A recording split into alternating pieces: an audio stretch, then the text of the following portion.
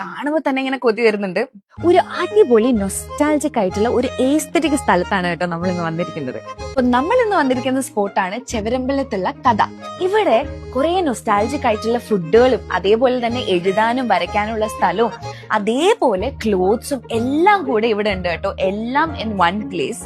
അപ്പൊ ഇവിടുത്തെ എസ്തെറ്റിക്സ് പറയുകയാണെങ്കിൽ തന്നെ ഭയങ്കര ഒരു അടിപൊളി മെലഡീസ് മ്യൂസിക്കും പിന്നെ ഭയങ്കര ഒരു കാം ആയിട്ടുള്ള സ്ഥലവും ഭയങ്കര ഒരു ക്രിയേറ്റിവിറ്റി ഇത് ചെയ്യുന്ന ഒരു സ്ഥലമായിട്ട് എനിക്ക് തോന്നുന്നുണ്ട്.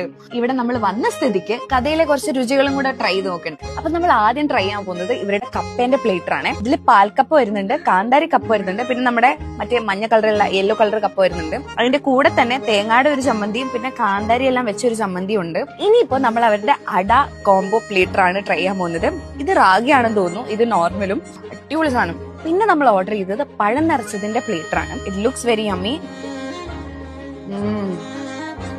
അപ്പൊ നിങ്ങളും ഇങ്ങനത്തെ സ്ഥലങ്ങളും ഫുഡും എസ്തെറ്റിക്സും ഒക്കെ ട്രൈ ചെയ്യാൻ ആഗ്രഹമുള്ളവരാണെങ്കിൽ എന്തായാലും വന്ന് വിസിറ്റ് ചെയ്യണം. സ്പോട്ട് മറക്കണ്ട, ചെവരമ്പലത്തിലുള്ള കഥ.